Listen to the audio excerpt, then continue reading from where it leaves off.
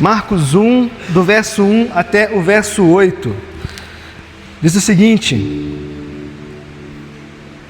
Eu acho que eu estou ficando mais velho, porque vocês perceberam que eu tenho que levantar a Bíblia. Essa Bíblia tem a letra muito pequena. Tá tensa. Vamos lá, Marcos 1, versículo 1. Este é o princípio das boas novas a respeito de Jesus Cristo, o Filho de Deus.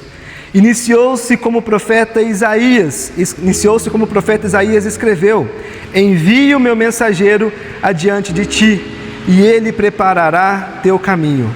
Ele é uma voz que clama no deserto: preparem um caminho para a vinda do Senhor, abram as estradas para ele. Esse mensageiro era João Batista.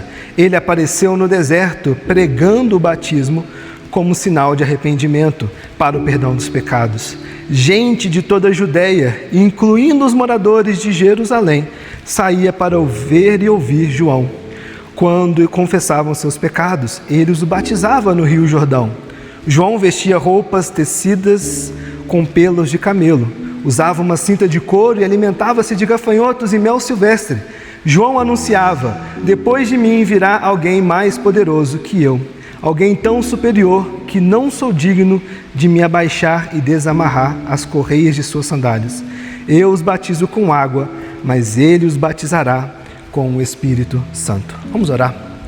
Pai, nós te clamamos, Jesus, essa manhã, graça, sabedoria, discernimento, ó Deus.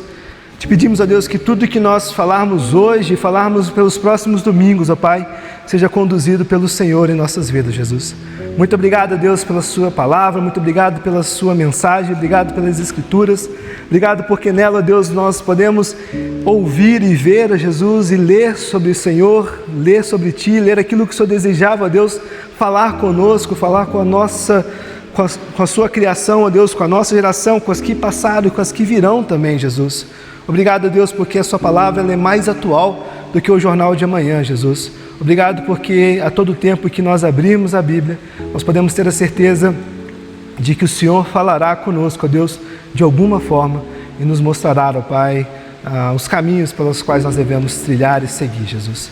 Te pedimos que ao longo dessa série, que o Senhor possa nos mover, Jesus, de alguma forma, a enxergar mais o Senhor, a entendermos mais sobre Ti, Jesus, e que o Evangelho de Marcos possa nos ajudar a experimentar mais sobre quem o Senhor é e dessa vida em comunhão contigo e em comunhão com a igreja, Jesus. Nós te agradecemos, oramos e consagramos, ó Pai, em Tuas santas mãos, ó Deus. Em Teu nome oramos. Amém. Queridos, a série que nós vamos começar hoje, ela se chama Não Como Esperávamos. Bom, talvez ficou intrigado com esse título, né? Nós queremos observar o modo como Deus costuma agir quando Ele decide intervir na história e na vida do seu povo. Quase nunca, queridos, é do jeito que nós imaginamos. Quase nunca é no ritmo que nós gostaríamos que fosse. Quase nunca atende às expectativas que nós carregamos, mesmo quando essas expectativas elas parecem legítimas e justas. Todos nós vivemos cercados de expectativas, irmãos. Esperamos que a fé ela funcione de determinada maneira. Nós esperamos que Deus organize a vida com mais previsibilidade. Nós esperamos que o Evangelho torne os dias mais simples, mais leves, mais fáceis de administrar. Nós esperamos muitas vezes que, fazendo a coisa certa, o resultado nos apareça com clareza. E vejam, é legítimo o desejo, é real esse desejo. Mas o Evangelho de Marcos nos confronta logo do início com uma realidade um pouco diferente, queridos. Deus age, e age sim, mas não como nós esperávamos. Marcos não escreve aqui para curiosos espirituais e nem para pessoas distintas da fé. Ele escreve aqui para a igreja, para gente que já crê em Jesus Cristo, para gente que já caminha com Deus, para gente que vive a vida comum com as suas alegrias, com seus cansaços, com suas rotinas, com suas decisões simples, com seus dias silenciosos. Talvez pareça que Marcos escreve para nós. É um relato de como nós vivemos e quem nós somos. Ou seja, é atemporal. Ele escreve, queridos, para cristãos que precisam aprender dia após dia, quem Jesus é no meio da vida real, irmãos. Não apenas em momentos extraordinários da vida. Isso explica porque Marcos não escreve uma carta. Vejam bem, cartas elas organizam argumentos, elas respondem problemas específicos que querem tratar. Olha Romanos, como Paulo veio tratando problemas específicos ponto a ponto com a igreja em Roma. Cartas explicam doutrinas com cuidado. Marcos, pelo contrário, ele escreve um evangelho, porque a igreja não precisava apenas das explicações, mas ela precisava de uma visão, queridos. Precisava caminhar com Jesus, precisava observar os passos de Cristo, precisava perceber como Cristo reage às pessoas comuns, como Cristo reage aos religiosos, como Cristo reage aos confusos, aos resistentes à sua mensagem. Marcos escreve porque as pessoas precisavam aprender a segui-lo no caminho, e não apenas a entender Cristo em teoria. E quem escreve? Obviamente é Marcos. A própria Bíblia nos ajuda a enxergar quem é esse homem. Marcos, ele não foi um dos 12 apóstolos. Ele apareceu nas Escrituras como alguém formado no chão da igreja, no meio da comunidade cristã. Lá em Atos 12, vocês vão lembrar, quando Pedro é libertado da prisão, ele vai à casa de Maria, mãe de João. João aqui também é chamado de Marcos. João Marcos é o mesmo que escreve, onde a igreja estava reunida em oração pela vida de Pedro. Marcos surge ali, a primeira vez que ele aparece, não como um líder, não como um ministro religioso, como alguém que conduzia a igreja, mas como alguém que está crescendo no chão da igreja, no meio da comunidade, ouvindo e aprendendo e sendo moldado pela mensagem de Cristo Jesus. Mais adiante, Marcos ele vai tentar acompanhar Paulo e Barnabé em uma viagem missionária. E vocês vão lembrar também lá em Atos 15, mas ele não suporta essa missão e ele retorna para casa. Isso mostra também para nós algo muito importante, queridos. Marcos não é apresentado aqui como um herói espiritual, mas como alguém que conhece o tropeço dessa caminhada e a fragilidade do discipulado. Isso é interessante, olhar sob a perspectiva de quem é Marcos e pelo que ele passou, porque isso nos ajuda a entender o que ele escreve no seu evangelho e como ele escreve. Marcos é tão honesto ao mostrar os discípulos confusos, os discípulos lentos, que muitas vezes não entendem o que Jesus estava dizendo. Vocês vão observar que formas e momentos como Marcos narra a interação dos apóstolos, dos discípulos com Jesus, é diferente dos outros evangelhos, porque ele traz uma perspectiva, se poderíamos dizer, mais humana, mais realista do que estava acontecendo, pelo fato de ele ter experimentado um pouco destas coisas. E com o tempo também nós vamos ver Marcos caminhando intimamente com Pedro. Pedro também, em sua primeira carta, ele vai se referir a Marcos como meu filho. E isso a gente observa uma linguagem de discipulado, de proximidade espiritual. Bom, a igreja antiga, a igreja do primeiro século, segundo, terceiro século, essa igreja ela sempre entendeu que Marcos escreveu o seu evangelho a partir da pregação e do testemunho de Pedro. Ou seja, quando nós abrimos o evangelho de Marcos, nós estamos lendo o registro de alguém formado pela igreja e pelo testemunho apostólico. Marcos escreve para cristãos como ele, em grande parte desses cristãos gentios também, vivendo no mundo romano, provavelmente ali dentro de Roma e os espalhados afora. Cristãos esses que estavam longe dessas categorias religiosas de Jerusalém, que não sabiam, que não entendiam sobre Israel, em sua essência. E eles precisavam entender quem Jesus é no meio da vida comum, sobre pressões culturais, sociais e pressões políticas, queridos. Por isso Marcos explica também, a gente vai observar ao longo da carta, costumes judaicos, e ele também traduz algumas palavras, e ele também vai direto ao ponto em alguns detalhes, justamente mostrando essa necessidade para aqueles que são de fora, de um contexto diferente. Talvez isso seja exatamente por isso que o início do Evangelho, ele nos surpreende tanto, queridos. Marcos não começa seu evangelho, sua boa notícia, com genealogia. Se você olhar João, se você olhar Lucas, se você olhar Mateus, você vai observar um início diferente. E Marcos traz completamente diferente esse início. Ele não começa com o nascimento de Jesus. Marcos também não começa no templo, nem em Jerusalém. Ele começa no deserto. Ele começa com um arrependimento. Marcos começa com uma voz que prepara o caminho. Marcos começa quebrando expectativas, queridos. Não como esperávamos. Por isso é o título da mensagem, do sermão, da série. Bom, antes de apresentar Jesus, Marcos nos obriga a olhar.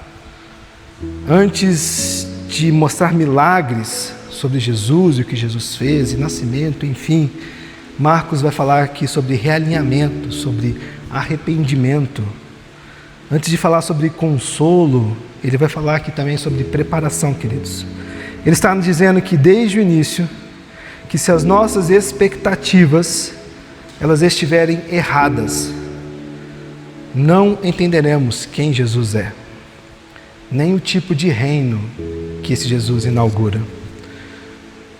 O Evangelho, queridos, ele não entra na rotina, na nossa rotina, para torná-la confortável. Ele entra para reorganizá-la. O Evangelho, ele não elimina o peso da vida comum, diária e ordinária, mas ele dá sentido à nossa vida comum. O Evangelho, ele não promete dias sempre leves, mas ele oferece uma verdade firme para o dia bom e para o dia difícil, irmãos. Para o dia cheio de alegria e também para o dia silencioso. Por isso, antes de perguntarmos o que Jesus pode fazer por nós, Marcos nos força a encarar uma pergunta mais fundamental ainda. Quem Jesus é de verdade? Eu te pergunto, quem Jesus é de verdade para você? Porque tudo que vai vir depois, ao longo desse Evangelho de Marcos, arrependimento, perdão, transformação, esperança, dependem dessa resposta. Quem Jesus é de verdade? E assim Marcos começa. Já no começo fica claro para nós, o Evangelho não vem como esperávamos, mas exatamente como nós precisávamos. Versículo 1. Este é o começo das boas novas sobre Jesus Cristo, Filho de Deus.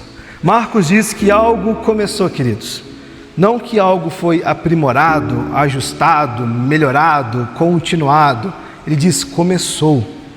E isso é importante porque ele não está falando de um sentido novo, mas de um marco na história aqui, queridos. O Evangelho não é apenas uma mensagem espiritual que soma a vida que nós já temos.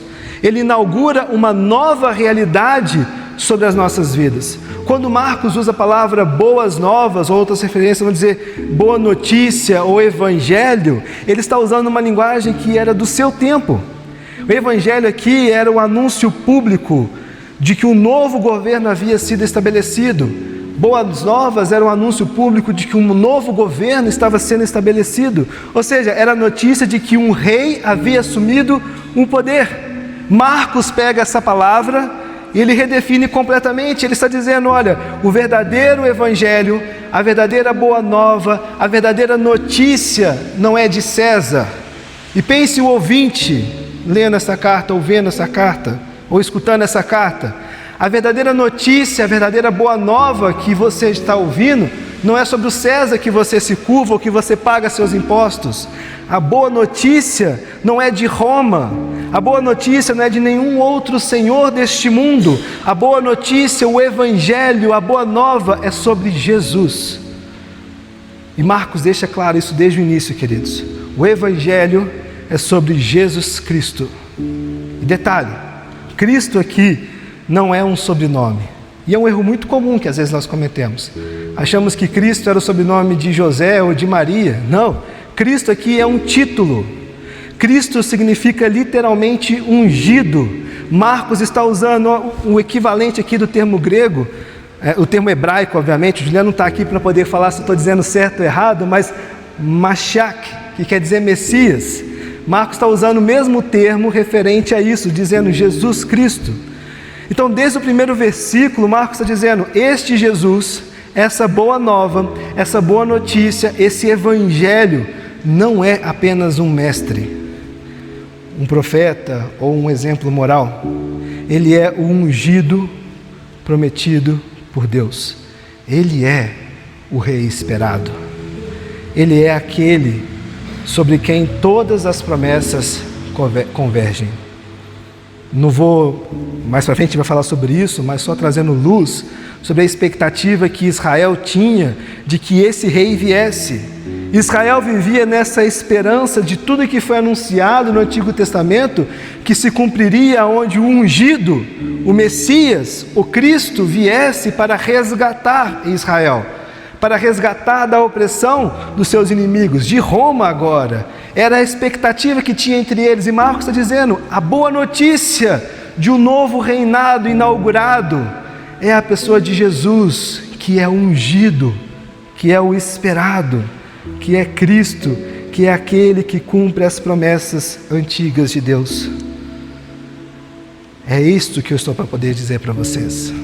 Perceba como é diferente como Marcos inicia o seu evangelho. E ele vai ainda mais longe nesse primeiro versículo. Ele acrescenta: se não bastasse a boa notícia, o evangelho, a mensagem tão esperada do Jesus, o ungido, ele também é o Filho de Deus, Marcos vai dizer. Antes de qualquer milagre, antes de qualquer ensino, antes de qualquer confronto, Marcos está declarando a identidade de Jesus. Ele está dizendo que esse Jesus é o Filho de Deus. E, queridos, isso é o eixo de todo o Evangelho. Entender essa verdade, entender que esse Jesus esperado, Filho de Deus, mostra essa identidade de tudo que ele irá fazer ao longo de todo esse Evangelho. Se Jesus for apenas um mestre moral, irmãos, veja bem, se ele fosse apenas um mestre moral, as palavras que ele havia dito, elas soariam como exigências que eram impossíveis de ser cumpridas. Se Jesus fosse apenas um profeta, mais um dentre vários profetas que surgiram em Israel, as ações que Jesus teve, elas seriam exageradas. Mas se ele é o Filho de Deus, e de fato é o Filho de Deus, então tudo muda de cena. A autoridade, o chamado, o custo do discipulado, tudo isso passa a fazer sentido agora, queridos. Porque de fato ele é o esperado e é o Filho de Deus. O Evangelho, queridos, ele não começa perguntando o que nós sentimos, nem avaliando o nosso estado emocional. Ele começa anunciando quem governa. Quem governa. Isso deveria tocar diretamente, meus irmãos, a nossa vida comum. Se Jesus é o Filho de Deus, o Messias, o Cristo, o esperado, a boa notícia, ele não ocupa um espaço reservado da semana. Ele, somente o domingo, ou a quarta, ou um dia qualquer. Ele não entra apenas em momentos religiosos. Vou ouvir uma música e Jesus entra em cena. Vou ver uma mensagem, Jesus entra em cena. Vou ler a Bíblia, Jesus entra em cena. Vou satisfazer a minha necessidade espiritual e religiosa e Jesus entra em cena. Veja, se Jesus de fato é o Filho de Deus, o Cristo, o Messias, ele reivindica o centro da vida inteira. Trabalho, família, decisões, rotina, dias bons, dias difíceis, doença, morte, alegria e o que mais você quiser imaginar. E é por isso que Marcos não começa para nós com benefícios sobre esse Jesus. Ele começa com um senhorio. Ele anuncia um rei. E isso já quebra as expectativas. Porque muitas vezes, queridos, nós esperamos que o Evangelho, a religião ou a espiritualidade, ou o que você entender de requisitos espirituais da vida, nós esperamos que muitas vezes isso venha facilitar a nossa vida. Esperamos muitas vezes que as coisas que nós fazemos e julgamos que para Deus, mas na verdade é muito mais o nosso coração, que aquilo facilite a nossa vida diária. Vejam bem quantas vezes, não sei vocês, mas quantas vezes nós já vimos, ouvimos, ou talvez nós já pensamos: se eu fizer mais para Deus, se eu me dedicar mais na igreja, se eu der X de reais na igreja, esperando que algo em troca pudesse acontecer para nossas vidas. Se eu der o dízimo todo domingo, amém, mas se eu der o dízimo todo mês, se eu fizer tudo isso, eu vou ter um carro novo, uma casa nova, enfim, uma barganha com Deus.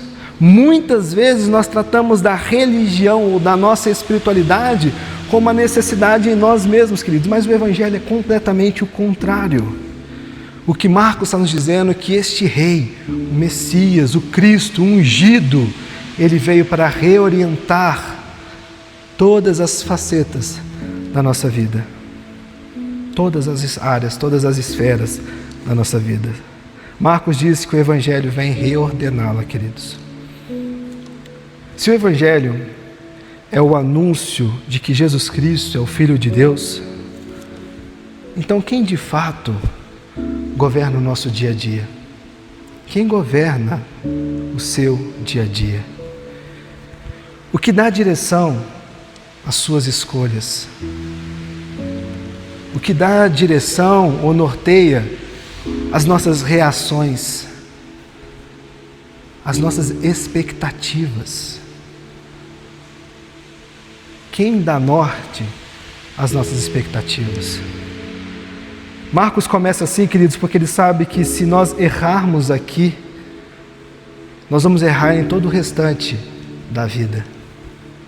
Se nós tratarmos o Evangelho como apenas uma experiência necessária para viver ou passar essa vida aqui na terra, porque satisfazemos uma necessidade religiosa em nosso coração e é apenas uma experiência, vir todos os domingos à igreja, experimentar uma comunidade, viver em relacionamento com pessoas, porque isso nos faz bem, ótimo, isso é maravilhoso no nível relacional, mas se nós tratarmos o Evangelho apenas como uma experiência, nós ficaremos frustrados quando essa experiência variar, quando a resposta não vier como nós queríamos que viesse, quando as pessoas nos tratarem de formas diferentes, quando nós experimentarmos os pecados do outro respingando em nossas vidas. Por isso o Evangelho não pode ser visto como uma experiência, mas sim como um sentido pleno e total de reorientação da vida. Mas se nós, queridos, recebermos esse Evangelho como um anúncio do Filho de Deus, nós teremos uma verdade firme, como já dissemos, para o dia leve, para o dia pesado, para a alegria, para o silêncio. O Evangelho, ele começa com um anúncio. E esse anúncio já nos diz: Jesus não veio como nós esperávamos. Ele veio como Senhor. Verso 2 e 3, depois de anunciar, depois que Marcos nos anuncia quem Jesus é, se estava difícil de eu ler, agora ficou pior, porque eu pinguei água na Bíblia. Enfim, depois de Marcos anunciar quem Jesus é, ele vai ancorar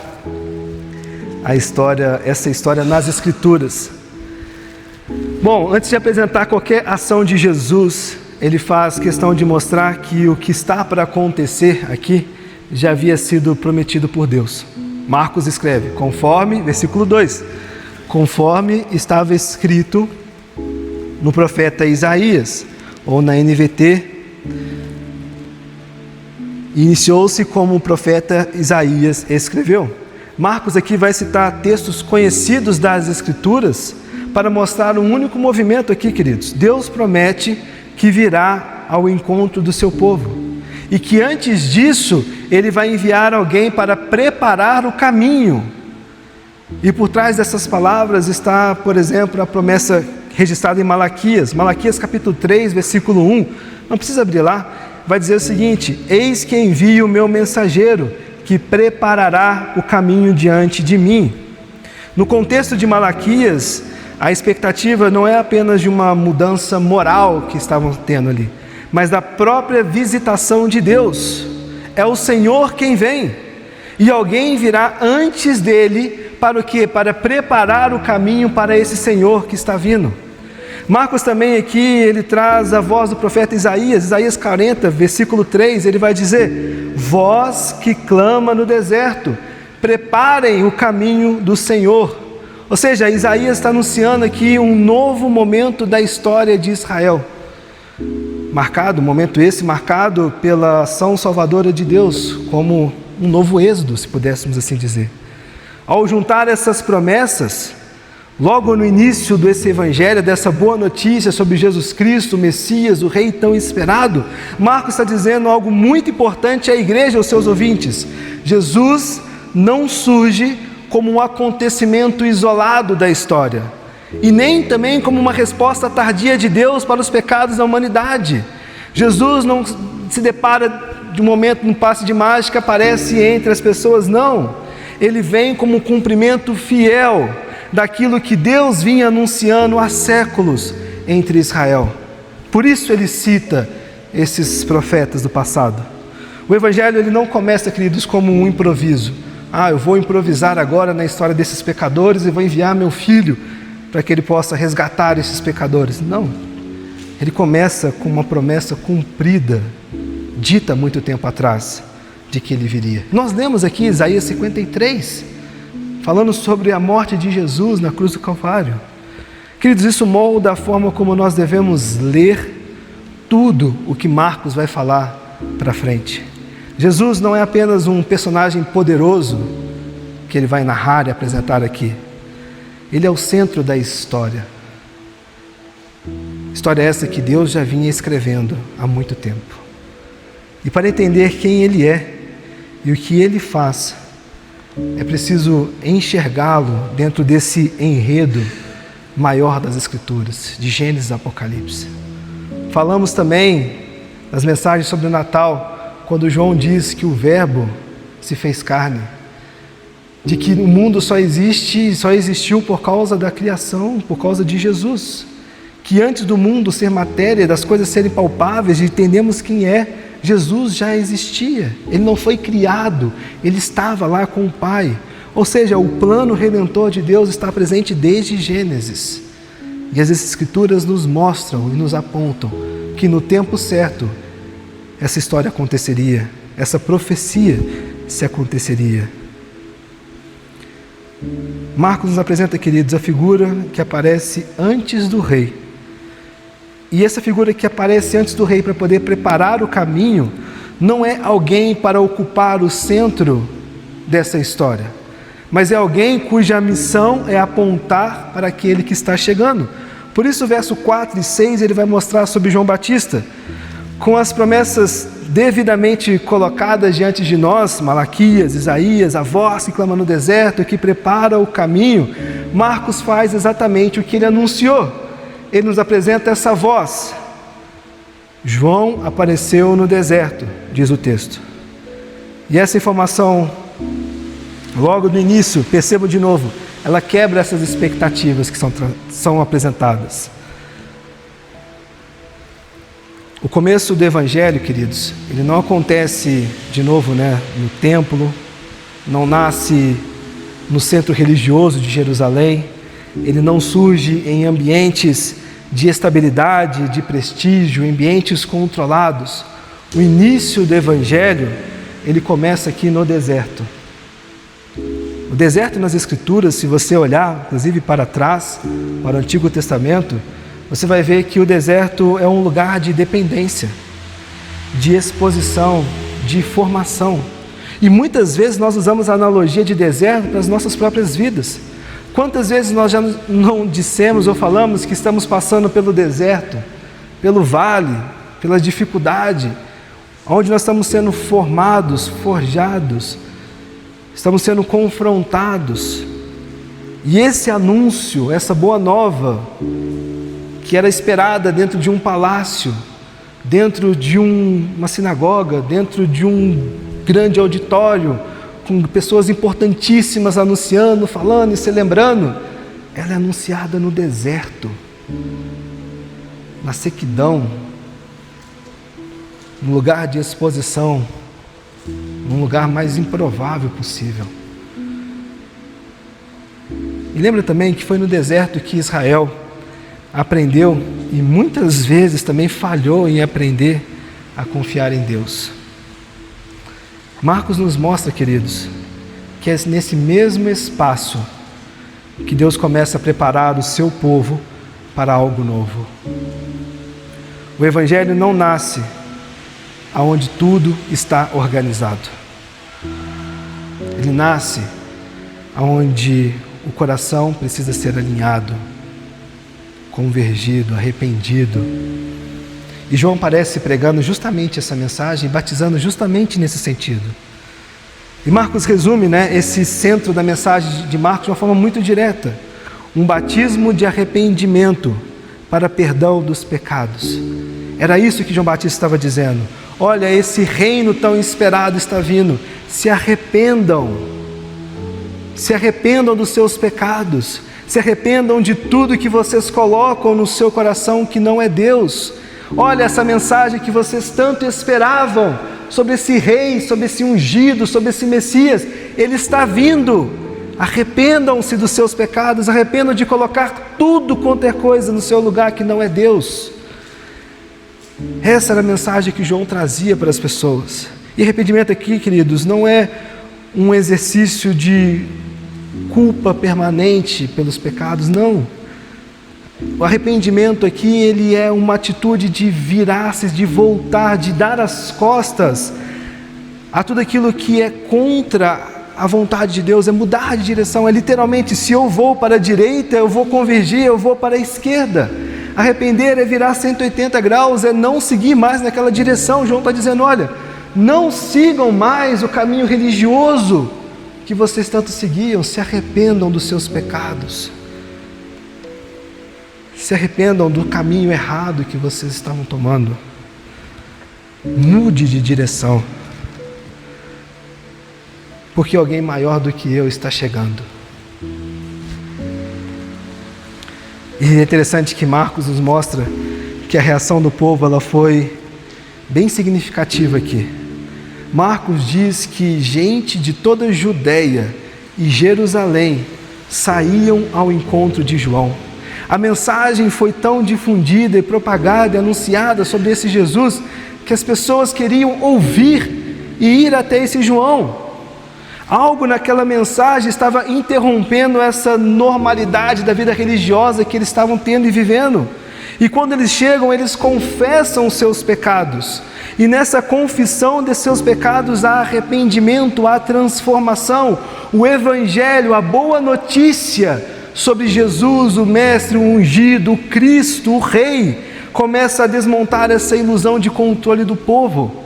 E começa a colocá-los agora diante dessa graça que de alguém muito maior do que João Batista, para que eles pudessem se convergir e se converter a este caminho. E eles eram batizados. Marcos também vai nos dizer, confessavam seus pecados, se arrependiam e eram batizados. Algo maravilhoso acontecia quando João Batista abria sua boca para preparar o caminho. Uma coisa também que Marcos nos descreve aqui, bem brevemente, é a aparência de João. Suas roupas feitas de pelo de camelo, cinto de couro e uma alimentação simples que João tinha. Se você olhar para as Escrituras, para o Antigo Testamento, vai ver que quem se vestia, quem se portava dessa forma, era Elias, um dos profetas. E Elias também, que havia sido prometido como aquele que viria antes da intervenção decisiva de Deus. Ou seja, e detalhe, Marcos também não explica muito sobre isso, ele só fala, João Batista se vestia dessa forma, se portava desse jeito, e Elias também era assim. E Elias anunciava que iria vir o Messias, o Cristo esperado. As Escrituras apontavam para Elias. Bom, Marcos não explica isso, ele apenas nos mostra que João surge no deserto, ocupando o lugar daquele que prepara o caminho do Senhor. João não chama, queridos, atenção para si mesmo.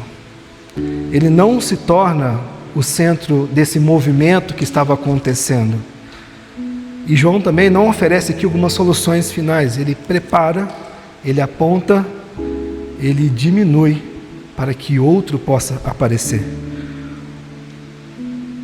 Nós observamos aqui que o começo desse evangelho, dessa boa nova que Marcos está nos anunciando, não é marcado por uma autopromoção religiosa. Pelo contrário, é um reconhecimento do governo, da soberania de Jesus, do arrependimento e do batismo. E também da fidelidade às Escrituras. O cumprimento daquilo que havia sido prometido estava sendo agora apresentado, posto sobre as pessoas. Exatamente por isso que João não termina em João Batista, né? O próprio texto aqui nos conduz adiante. A voz que clama no deserto, agora ela vai se parar. Agora ela se cala, para que nós possamos ouvir sobre aquele que vem depois dele. Alguém infinitamente maior, mais poderoso e capaz de fazer aquilo que João jamais poderia fazer. Para encerrarmos, versos 7 e 8, João anunciava: depois de mim virá alguém mais poderoso que eu, alguém tão superior que não sou digno de me abaixar e desamarrar as correias de suas sandálias. Eu os batizo com água, mas ele os batizará com o Espírito Santo. Marcos registra aqui com cuidado aquilo que João diz, queridos. João não conclui o seu ministério, não é uma conclusão do ministério de João, mas é um chamado para o impacto ao arrependimento, queridos. Ele conclui apontando para outro: depois de mim vem alguém mais poderoso do que eu. João deixa claro que ele não é o centro dessa notícia. Ele não é o Cristo, ele não é o ungido, ele é alguém que surge no deserto, anunciando as boas novas de arrependimento e de transformação, preparando um caminho para alguém que virá depois dele. João não é o objetivo da obra de Deus, irmãos. Tudo o que ele faz, o deserto, o batismo, o arrependimento, a preparação, ela tinha um único propósito: abrir espaço para alguém maior. João se coloca no lugar certo, e ele sabe quem ele é, e somente quem ele não é também. E ele até diz: eu não sou digno sequer de abaixar e desamarrar as sandálias, as correias de suas sandálias. João reconhece que está diante de alguém cuja autoridade ela é incomparável.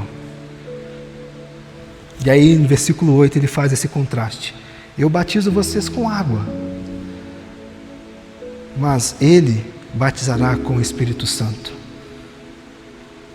João aqui reconhece a limitação da sua obra. A água, obviamente, ela nos simboliza para nós um arrependimento. Quando batizamos sobre as águas, é uma demonstração pública de que nos arrependemos dos nossos pecados e somos governados por Cristo. Não tem nada místico na água. Passar pela água quer dizer que agora eu sou uma pessoa nova, Jesus habita em mim só quando eu passo pelas águas. Não, a água é uma demonstração pública daquilo que nós experimentamos do arrependimento em Jesus Cristo. E João está dizendo: eu batizo vocês com água, mas ele vai batizar vocês, vai transformar os seus corações, vai realizar, vai agir, vai conceder vida a vocês, coisas que eu não posso fazer. Queridos, o centro não é o esforço humano, nem a sinceridade do arrependimento, nem a intensidade da resposta divina, da resposta do povo. O centro, o anúncio, a boa nova, o evangelho é Jesus Cristo. É aquele que batiza com o Espírito, aquele que faz que nenhum ser humano pode fazer. É aquele que transforma de dentro para fora. Irmãos, o evangelho não começa em nós. E ele também não termina em nós. Ele começa com um anúncio, passa por um preparo, realinha e orienta o coração, e ele culmina em Jesus Cristo. A fé cristã, a minha e a sua fé, não é sobre nos tornarmos versões melhores de nós mesmos, mas sobre sermos alcançados e transformados por alguém infinitamente maior. Essa é a verdade que nos sustenta na vida comum, irmãos. Nos dias bons, essa verdade nos livra da autossuficiência. Nos dias difíceis, essa verdade nos livra do desespero. Porque o centro não está na nossa capacidade de responder perfeitamente, mas na fidelidade daquele que veio depois de João, mais poderoso, mais glorioso, mais definitivo. Bom, Marcos começa o seu evangelho assim, para que nós não nos enganemos desde o início, irmãos. O cristianismo é sobre Jesus Cristo, o Filho de Deus, que vem ao encontro do seu povo e faz aquilo que ninguém mais pode fazer. Não como esperávamos, mas exatamente como nós precisávamos. Vamos orar?